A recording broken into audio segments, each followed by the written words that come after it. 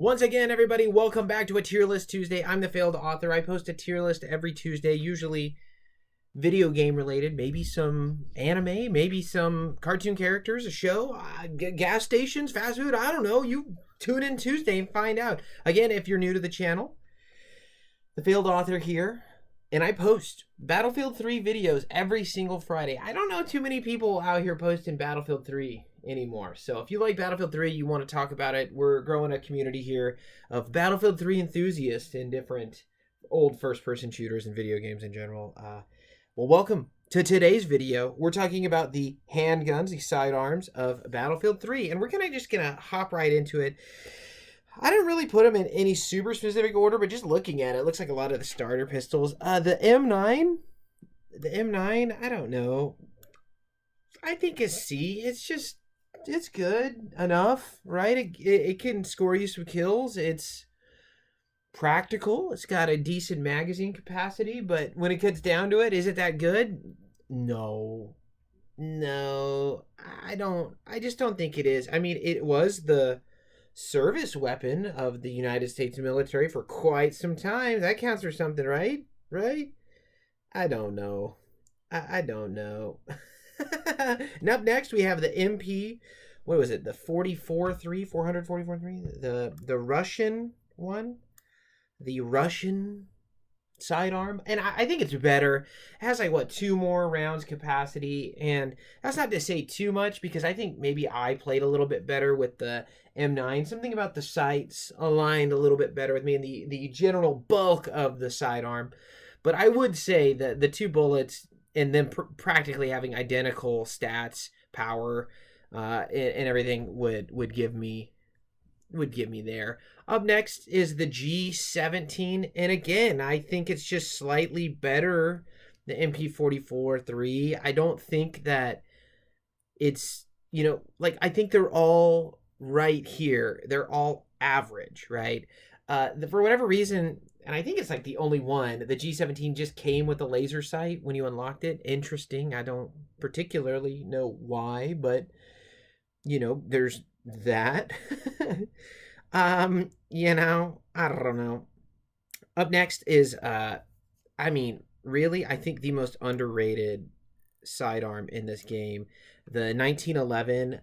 That thing was an absolute killer. I remember when that thing dropped, I can't remember which DLC off the top of my head, and I used that thing suppressed, and it was dirt nasty. The power on that thing, the only thing that holds it back is the ammo capacity, right? It's under 10 rounds, That's whack. But, I mean, geez, for a sidearm, you could get kills with that thing like a primary is how strong it was and the shootability of it. And I don't know, man, just freaking awesome. What is this? The Raffica, the 93R. I would say somewhere between, I would almost put it, like, it's tempting to put it in front of the 1911, but given how well I played with the 1911, it's kind of hard for me to place it there. I do, though, think it is maybe the same. And mind you, it's a burst pistol, so it is really, again, very powerful. Up close, this thing, hands down, probably better bang for your buck. But overall, I would say the 1911's better. You're not shooting at this. You're not using the 93R like anything besides right in front of you. So the 1911 does edge it out there. But it's a toss-up. What do you think? Do you think the Raffica, the 93R, is better than the 1911? Let me know. I think the 1911 probably has it. And maybe not, though. I could talk myself into thinking that the Raffica is better, but we'll see. Now, we're down to the big boys. Let's just get this one out of the way. The G18.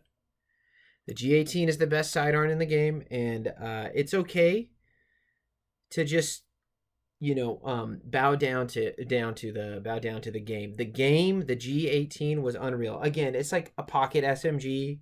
Like we joked about the 93R and the G18. If you ever played 2009's Modern Warfare 2 and Call of Duty, like you had the pocket M16 and you just had a submachine gun as a sidearm. It's no different in this game, right? They're mad, man. They're just mad. Like, they're so good. Like, I don't. I don't know what the developers are thinking. It's not like they. I mean, like, what do you make it a pea shooter and then it's not even usable? Nah, you give that thing. You keep it the way it is. You make it strong. You make it overpowered, and that's the way we want to see it, and that's the way the game's played. Again, you know, the G18 was actually so good that sometimes just hearing the fire rate on it's insane. Just hearing that on the map, you're like, oh boy, it's gonna be a long game. You know. Up next, we have the 44 Magnum. Yes. Of course, the 44 Magnum's going in the S tier. One hit, the only weapon on here that can, well, there's two. I should take it back. But one of the only weapons on here that can one hit kill you, a headshot, one hit kill, it's a sidearm. Even if you were spamming it because you were just getting blasted and you were just spraying and praying and missing, you could still land a one hit kill. It's the best revolver for something like a recon where you need the damage. If you need a fast follow-up shot but it's like a mid to far range shot, you could score kills with that. They had a scoped variant of this, and I'm telling you, that scoped 44 Magnum, I think it was pretty sweet. So I gotta give props where props are due, and this thing was an absolute beast. But let me tell you something, friends. What if I told you if you had a friend and you played co-op, you unlocked the second, and yes, you heard me right, the second best handgun in the game. The MP Rex, what is it? MP412 Rex, I believe. Maybe I'm wrong. That thing was so underrated and so good. It was also a one-hit headshot kill, if I remember correctly. I'm pretty sure it was. I mean, it's like a 357 mag. I mean, come on. I know it's a video game, but some realism, please. I remember using this thing because, you know, like everyone, it's a 44 Magnum. It's great. It's amazing. Then I started using the MP4 12 Rex and just realizing how much better it was up close and still being able to put some shots down range. I mean, you can look at the barrel size. Like, I know it's a video game, so they're not going to factor that stuff like that in too much. But the follow-up shots with the MP Rex was so much better than the 44 Magnum, and it shows.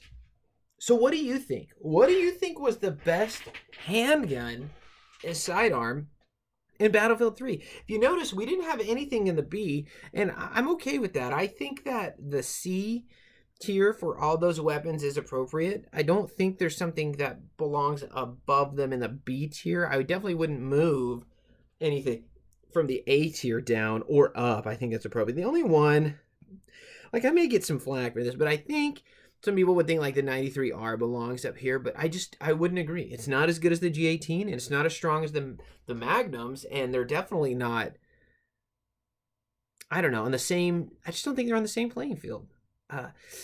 So what do you think? What do you know? I'm the failed author. Again, every Tuesday I post a tier list, and every Friday, if you made it this long, I post a Battlefield 3 video. So go ahead. If you haven't already, do like, do subscribe. I read every comment. So if you want to see something, if you just want to talk about it, let me know in the comments.